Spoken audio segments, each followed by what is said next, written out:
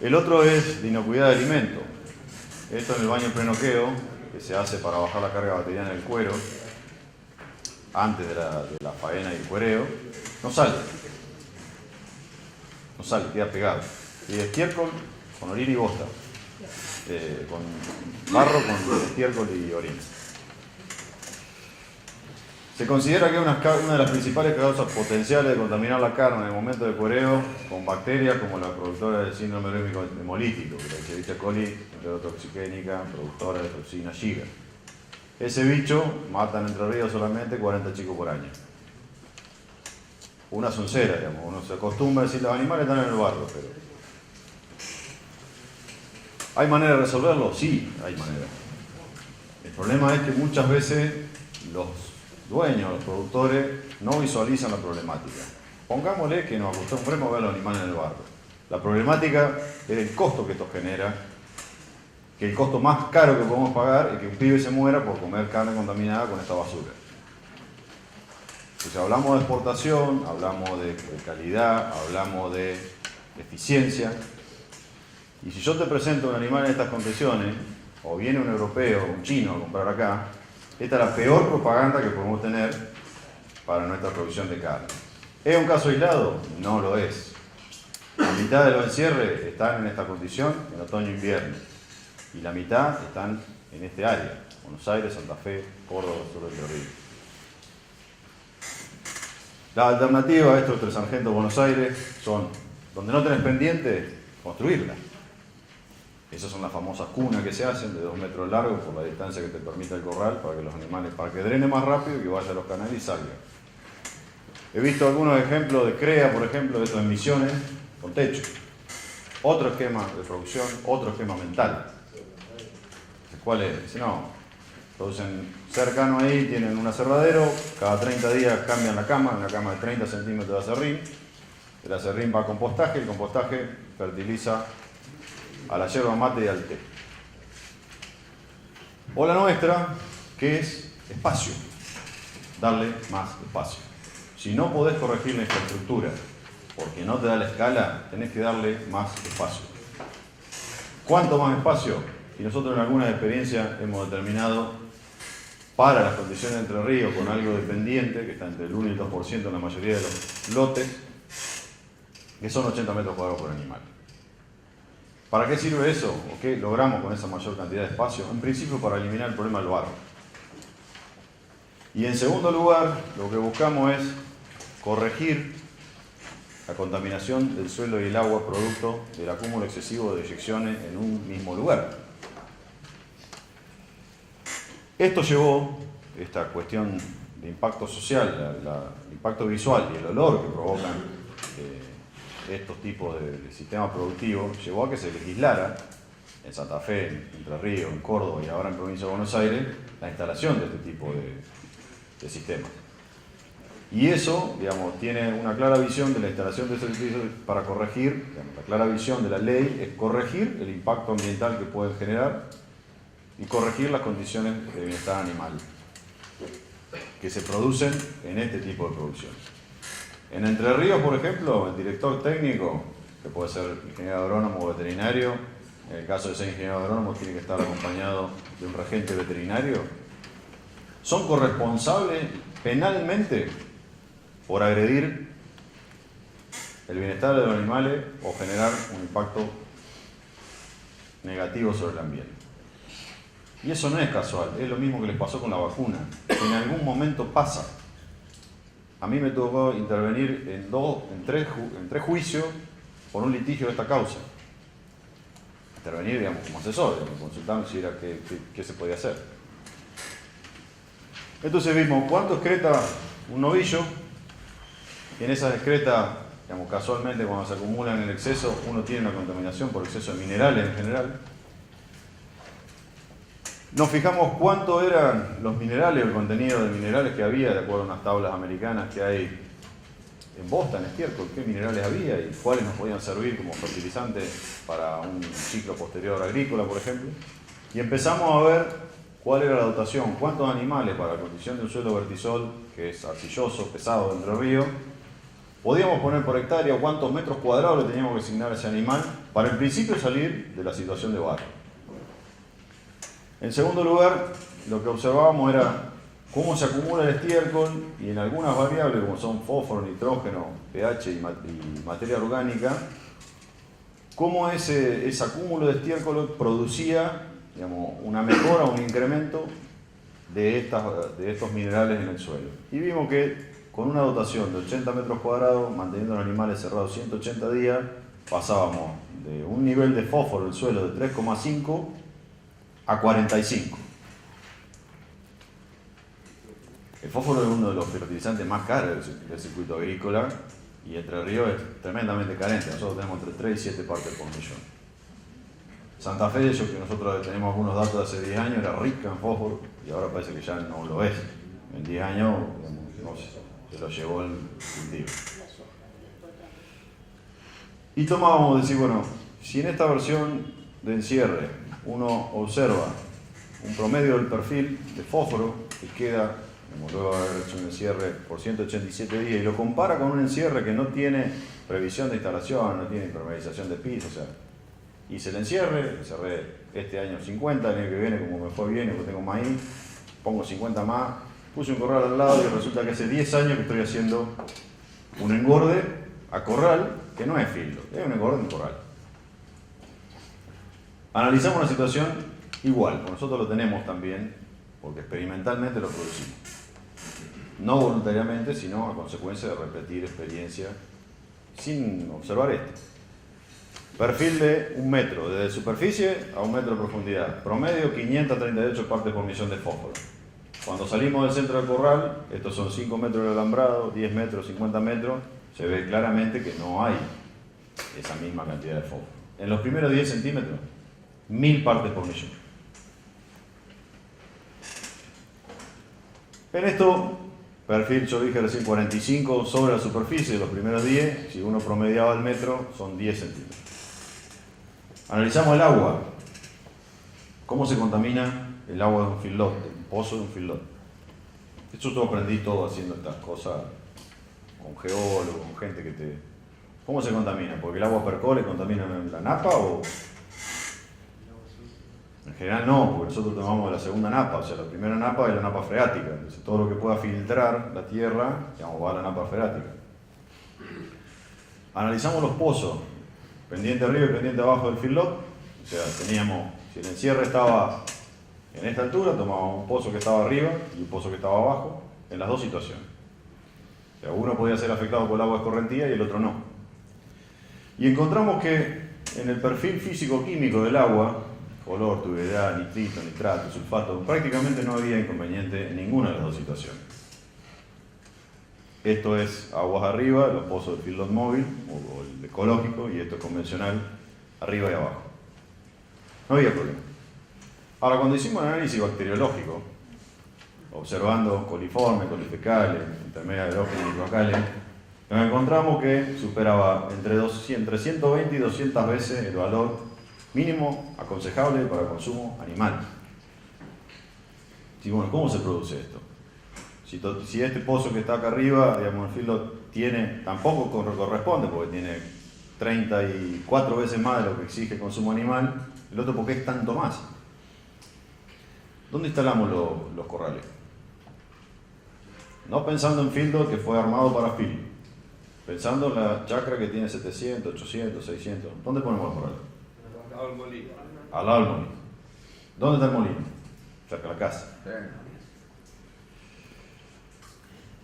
Hacemos un corral, hacemos otro corral y empezamos a dar la vuelta. ¿Dónde hacemos los molinos en general? Yo soy, digamos, vivo en Entre Ríos hace 15 años, pero soy adoptado ya. Soy acá de la provincia de Buenos Aires, Junín. ¿Dónde hacemos los molinos? Claro, hay que pinchar donde está más cerca el agua. Entonces, todo el agua que viene por escorrentía o deriva del feedlot termina contaminando el pozo a través de la camisa. Y le damos de tomar a los animales la misma mierda que ellos producen. Disculpen el término, pero es para que no olvidar. Y por el contrario, lo más grosero de todo esto es que muchas veces le damos esa misma agua a los operarios o inclusive a nosotros mismos que estamos trabajando en ese lugar. Más espacio. ¿Cuánto más o cuánto acepta, digamos, de más espacio? En general nosotros siempre pensamos que esto es para categoría del cierre, que están por debajo de los 1000 animales. Yo, a ser sincero, he visto el cierre de hasta 4000 animales en condiciones que utilizan comedero de autoconsumo con más espacio. La dotación por hectárea para condiciones Entre Ríos son 80 metros cuadrados por cabeza. Serían unos 120 animales por hectárea, respecto a los 600, 700 o 800 que se pueden poner en un encierre tipo convencional. Las características de los encierres, y son encierres de mínima estructura, o sea, no se son pensados para mixer, son pensados para comedero de autoconsumo con recargas a intervalos de 4 a 7 días, que utilizan los sistemas de provisión de alimentos que vimos recién, comedero de autoconsumo, con grano de maíz entero y una corrección proteica. ¿Por qué es esto? Y porque si integramos alguna dieta que tenga fibra, por ejemplo, lo que nos agrega es carga operativa, y la fibra no hay manera de meterla en estos comederos de autoconsumo o de regular el consumo. Rotación entre parcelas, y esencialmente para tener un lugar seco donde salir y para distribuir mejor el estiércol, para que bosteen mejor en diferentes partes. ¿Por qué? Y porque podemos tener hasta una receptividad de suelo de 78 toneladas por año de estiércol sin llegar a afectar o a contaminar el suelo o la napa de agua. Y el valor residual es lo que podemos obtener del crecimiento, digamos, de los perfiles del suelo en sentido de fósforo, nitrógeno, materia orgánica.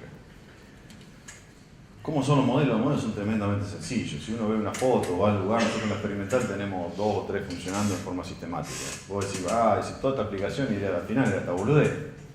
Y sí, no es más que un comedero, un piquete que respeta esa medida para los animales hecho en general con eléctrico, un comedero de autoconsumo que puede ser de chapa, de madera, tipo silo, y una aguada que rotan junto con los animales. Exploramos rotaciones radiales y frontales con diferentes categorías animales, y lo que encontramos en general es que la respuesta al uso de raciones es muy parecida a la que encontrás en un sistema convencional, en conversión y en ganancia de peso. Este valor que está acá, este es un animal 294 kilos al ingreso del filo ecológico, 384 kilos de terminación, 42 días logró el peso de terminación, ganó 2 kilos por día. ¿Es normal? Y si lo lograste, no sé si es normal, pero lo lograste. 255, 366, 1.6 kilos. Eso también es habitual. Eran viejos. Eso es crecimiento compensatorio. En el corral. Esto te hacen conversiones 8 a 1, esto te ganan 1,2 kilos y hacen conversiones 6 a 1. Analizamos también en este tipo de rotaciones cómo se movía el fósforo y nuevamente vimos que teniendo los animales 28 días en cada parcela logramos incremento de 7 a 25 partes por millón de fósforo en el suelo. Por tanto, con ese nivel de fósforo uno ya cubre la necesidad de, si quisiera utilizarlo como sistema de fertilización, de un cultivo de potencial de alto rendimiento. En el caso de los feedlots o los ensayos hechos con modelo de rotación, pusimos el comedero y el bebedero como se veía en el cuadrito, en un área fija. ¿Qué es lo que ocurre? Y pasan el 70% del tiempo comiendo y tomando agua al lado del comedero. Entonces el acúmulo de estiércol y por ende el acúmulo de los minerales se da en el área fija del comedero. ¿Es una alternativa? Sí. Lo que hay que hacer es rotar con el comedero por el extremo opuesto. Eso es una regla. Siempre el extremo opuesto de aguada de la bebida para obligarlo a bostear en diferentes lugares del lote. ¿Con qué tipo de comedero? Y hay de todo. Absolutamente de todo. Diferentes capacidades. ¿Cuánto, depende un poco de la capacidad, pero más o menos cuánto asignarías por boca? La asignación, siempre, esto es una pregunta que siempre sale, ¿viste? Porque uno tiene la idea de decir, bueno, un comedero fijo para un suministro diario para un ternero son 40 centímetros, para un novillo son 50 centímetros. En esto no, porque el principio que tiene es que vos tenés disponibilidad permanente, entonces funciona como la bebida. O sea, como vos, una vez que están acostumbrados a comer, que pasaron por el pedido de acostumbramiento, que lo tenés que hacer en bate aparte seguramente, pasás directamente al comedero de autoconsumo. Lo que te indica qué cantidad es la capacidad. Si yo tengo 100 animales y el comedero tiene 4.000 kilos, y va a estar aproximadamente bien como para poder tener un reemplazo 4 días, 5 días en un proceso de terminación. Este, por ejemplo, que tiene 8.000 kilos de capacidad, hasta 150 animales te sirve, porque vos vas a estar reemplazándolo cuando estén en el tope de la terminación, en 7 días vas a estar recargándolo. Hay algunos que son más económicos. El principio es exactamente el mismo. El dueño me explicaba que este alero es más largo del lado sur para evitar que se moje la ración. Un almacenero tiene 1.500 terneros. Tiene 8 de ellos. Y él está súper orgulloso de sus comederos. Además, digamos, que hay un tema de costo ahí. Sí, porque esa era por una suplementación que integraba Gonzalo. Pero, dentro de las características, este fue uno que hicimos una experiencia en un campo CREA también en Chajarí. Y dentro de las observaciones a recomendar por el tema de los comederos son, hay dos en general. Vieron que para la vaca blando se hace un comedero en general es alto. Yo creo que eso tiene que ver con el barrio, con el tamaño de la vaca. Y tiene un espacio considerable para que pueda meter la cabeza y levantar, o para poder depositar mucha ración. Eso, cuando se trata de raciones secas, es contraproducente. Y en categorías chicas o de recría, digamos, uno lo que tiene que imitar primero es la posición de consumo. Entonces, el animal debe comer con la cabeza hacia abajo. Y esto es una regla para todos los encierros. Si yo lo obligo a comer con la cabeza estirada, digamos, voy a reducir la cantidad de consumir. Si lo obligo a comer con la cabeza para arriba o apoyando el cuello, voy a tener merma de ganancia de peso por falta de consumo. Entonces, el comedero cerca al piso. La otra es el tamaño de la boca. El tamaño de la boca para los comederos de autoconsumo que usan ración seca, ya sea peletizada o mezcla de grano de maíz entero, es conveniente que entre solamente el morro del animal. Porque si no genera mayores pérdidas cuando llueve, por exposición, y también te genera selección, te permiten selección. Cuanto más chica sea la boca y cuanto coman más bien al fondo, digamos, del comedero y que se vaya reponiendo con mayor frecuencia, es mejor. Bueno, los sistemas de bebida hay una cantidad.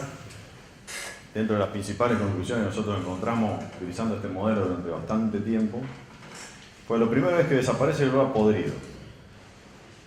Se forma menos barro, hasta 80 milímetros en estas condiciones uno puede tener espacio seco para que los animales se puedan echar y no patean el estiércol. Entonces eso hace que todos los ácidos contenidos en el estiércol, que son los que generan el olor, no se encuentren. Hay una mínima formación de barro, en los casos que se encuentran con precipitaciones. Uno puede lograr altos niveles de fertilización con el fósforo en particular.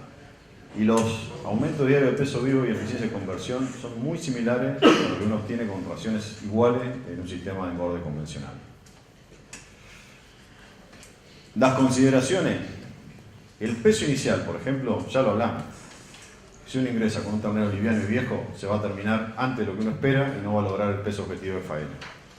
Es importante conocer o estimar cuál es la edad y la nutrición previa de esos animales al momento de ponerlos a comer al libitum para lograr un grado de terminación. Si uno mete un ternero de 150 kilos joven, no va a tener ningún problema en llegar a una terminación de 330, 360 con buen nivel de engrasamiento. El tipo de alimento, si bien por ahí yo digo que está condicionado a, hay un montón de alternativas, hay un montón de gente que está tomando la idea de más espacio y lo comer a autoconsumo y dando acceso a arroyo, o dando acceso a silo, o dando acceso a pastoreo. Nosotros cuando utilizamos terminaciones con grano de maíz entero, usamos no menos de un 50% de la ración como grano de maíz entero, y en general tratamos de que no tengan acceso a fibra, porque la fibra nos compite con el espacio de consumo, el espacio ruminal, y nos hace bajar la energía de la dieta. Entonces, si yo le doy un 10% de fibra para quedarme tranquilo, lo que tengo que saber es que la conversión va a ser más alta. No va a ser más ajustada, van a consumir más grano de maíz porque estoy bajando la energía de la ración total.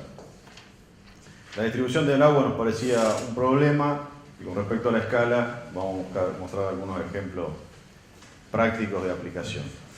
Esto hace algunos años, ahora tenemos a Belén Ocanera del INTA Venado Tuerto. Conoce bastante esta situación, esto eran los campos del CBI, que son todos los campos que desarrollaron los modelos de cría bovina intensiva en campo agrícola, ustedes los conocen bien. Fueron a la experimental de Concepción del Uruguay, tomaron la iniciativa de hacer una réplica con estas condiciones, de 80 metros cuadrados por animal en sus establecimientos. Fueron 4 productores distintos, hicieron 4 encierres que fueron de 110 a 600 animales, con superficie que oscilaron entre las 3,2 y 12 hectáreas. Eran todas terminaciones alivianas, que se tardaron entre 100 días y 140 días aproximadamente en las terminaciones. Optaron por algunos modelos diferentes de comedero. Esto autoconsumo también. Dice, mirá, yo tengo un silo bolsa, pusieron 90% de grano de maíz, 10% de concentrado proteico para X cantidad de animales que duraron tantos días y rotaron el agua. 4 parcelas, rotando el agua, que parecía algo súper complejo, caño PVC de 2 pulgadas a cualquier parte del lote. Un tanque sobrelevado de esos viejos, de esos residuos, de los tanques lecheros, digamos que ya no sirven más, a 4 metros de altura, eso era todo lo que, la infraestructura que tenía el encierro. Midieron igual que nosotros, materia orgánica, pH, fósforo y nitrógeno, y acá está solamente materia orgánica y fósforo. Y en aquel entonces, sobre una base del suelo sin el encierre, encontraron un incremento similar al que nosotros habíamos visto para Entre Ríos. 20 partes por millón más, luego de haber tenido a los animales en esa condición, por 21 días en cada parcela. En este caso en particular decidieron también hacer maíz y soja sobre la misma parcela que se habían usado con encierre y sin encierre, y obtuvieron, por el solo hecho de haber hecho bostear los animales acá por 21 días en cada una de esas parcelitas, un incremento de 12 quintales en el rinde de 12 quintales en el rinde de maíz y de 3 quintales y medio en el rinde de soja. ¿Es un modelo de fertilización? Y capaz que no, porque para fertilizar 100 hectáreas necesito como 6.000 animales. Pero sí es un modelo para mitigar el riesgo de impacto que yo tengo al acumular demasiada cantidad de estiércol en un mismo lugar, sin la necesidad de andar repartiéndolo con estercolera o haciendo recolecciones o limpieza. Al ingeniero Dari también me gustaba decir que esto se llamaba fertilización a culo.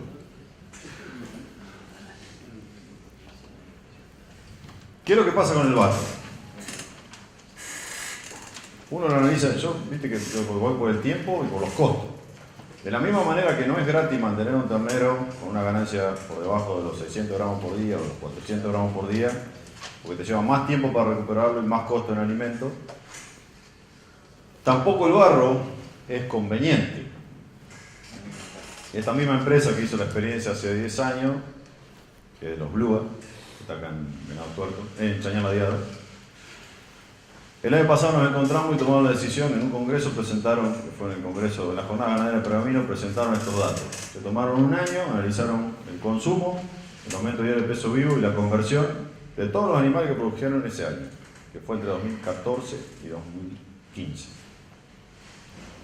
Y encontraron, analizando la totalidad de los animales, son unos 800 animales por año, que en los meses de primavera-verano, cuando tenían barro, que son 4 totalizaban aproximadamente entre 120 y 130 días, el consumo de alimento en los momentos de barro, en un encierre, en autoconsumo, con 6 metros cuadrados de asignación por animal, o sea, todo amontonado tipo chiquero, el consumo se caía a 4 kilos por cabeza día, que la ganancia de peso era 400 gramos por día y que la conversión con esta relación se iba entre 9 y 10 kilos de alimento por cada kilo de peso vivo producido. Por supuesto, con mucho más tiempo, porque a 400 gramos por día uno no logra terminar nunca nada. Ese puede ser el problema que me comentaba vos recién. Sin barro, cuando el clima estaba bueno, 8.4 kilos de consumo, 1,4 kg de ganancia promedio, entre 5 y 7 kilos por cabeza, por kilo de peso producido. 6 a 1. En autoconsumo, esto es un despelote también, porque este consumo de 4 se compensa acá. Entonces, si yo tengo barro en los corrales y tengo barro en el acceso a los comederos y la comida está en forma permanente, durante todo el tiempo de la comida, o sea, los animales cortan cuando llueve y por ahí comen 4 kilos 2 o 3 días, el día que salió lindo no comen 8, se comen 12 y ahí pueden aparecer disturbios nutricionales. Es un problema de accesibilidad. Lo mismo pasa con el agua. Estos sistemas de ración seca son dependientes del consumo de agua. Si yo tengo problemas de caudal o tengo problemas de corte de agua en algún momento en los lotes, los animales se quedan sin agua y automáticamente dejan de comer. Vuelve el agua, toman agua y se tiran de cabeza de vuelta en los comederos. Entonces son conductas y cuestiones que parecen menores que hay que empezar a observar cuando le damos a comer así a voluntad. ¿Qué decidieron? Que el barro era carísimo. Carísimo, porque les incrementaba más del doble el costo de producción y además les estiraba los procesos de terminación en el tiempo que duraba el periodo de barro, ¿no? Filo ecológico. ¿Cuántos metros cuadrados por animal? Y decidimos en conjunto que 80 metros era muy poco por la falta de pendiente que tiene Santa Fe. Es un lote agrícola. Entonces utilizamos 300 metros cuadrados por animal. Un ciclo de duración de unos 6 meses, con 800 animales que van entrando y saliendo. Son 5 potreros de 3 hectáreas cada uno. Estos que se ven acá como gusanos o como moscas son los animales, estos son los comederos. Es una foto de diciembre pasado. Acá es donde estaban los antiguos encierres. Fíjense que en esta misma superficie y en esta que está acá, tenían la misma cantidad de animales que tienen todo acá. Ahí se ve la diferencia. Esto es un encierre tipo feedlot convencional y esto es la disponibilidad del ecológico. Comederos, estos son de recupero del cerdo, digamos, ellos utilizan estos comederos de madera porque los han conseguido y tienen un periodo de recarga de 30 días entre parcela y parcela, porque si me pusieron medio vago, no quieren recargar tan pronto. Con raciones de este tipo. En infraestructura, como decidieron que esto es la alternativa para evitar ese tipo de pérdidas por barro y tratar de recuperar el nivel de fertilidad de los suelos que han perdido en los 10 años. Con un subsolador pusieron un caño de PVC a la costa del alambrado, elevaron un tanque de 10.000 litros con una bomba sumergible y una electroboya, acople rápido para bebederos que se mueven entre parcelas, porque la idea es tener un año acá, hacer los 800 animales, migrar a 15 hectáreas nuevas y así ir rotándolo. Recién hablábamos de estos tipos de tarimas para evitar el pozo. Digamos, nosotros allá con el suelo arcilloso esto no va, porque donde se clava con el barro no lo sacamos nunca más. Acá es una alternativa interesante para evitar la erosión que generan las pezuñas o en la accesibilidad a los bebederos o a los comederos. No tengo los datos precisos, totales. Esto es del mes pasado. Se está cerrando el ciclo ahora, sobre 800 animales, iniciando con 240 kilos promedio, terminando con 400 kilos promedio. Registró un aumento diario de peso vivo de 1,3 kg por cabeza, con un consumo medio de 2,8% de peso vivo y una ganancia promedio, punta a punta, y una conversión promedio, punta a punta, de 5,8 a 1. ¿Sirve o no sirve? Este es otro, más chiquito, que tenemos cerca de la experimental, son 14 hectáreas. También, estos son los comederos, rotan aproximadamente 100 animales entre cada una de las parcelas, con este tipo de comedero. Y acá es donde se presenta una diferencia con respecto a lo que yo comentaba de Blua y a la accesibilidad a la fibra. En este caso, está hecho según una pastura de base festuca y lotus. Y cada vez que cambian de parcela, tienen disponibilidad. Y esa disponibilidad termina por afectar la eficiencia de conversión.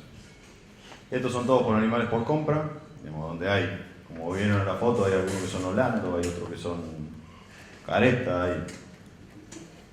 Cuando tenés tutti frutti. Otro es marca líquida. 300 son marca líquida, el resto es por compra en el norte de Entre Ríos y Corrientes. 150 kilos media de peso inicial, 330 kilos media de peso final, 1,1 kg de ganancia por día, costó 1,5 kg más de grano por cada kilo producido, esa condición. El acceso a fibra y la falta de antecedentes nutricionales de los animales. ¿Es malo? No, no es malo, funciona, porque en una ración de 2 pesos y pico estamos gastando 7 por 2, 14, unos 16, 17, 18, 20 pesos en costo de alimentación para producir un animal que tiene un valor de mercado de 31, 32. O sea, queda un margen interesante como para que sirva.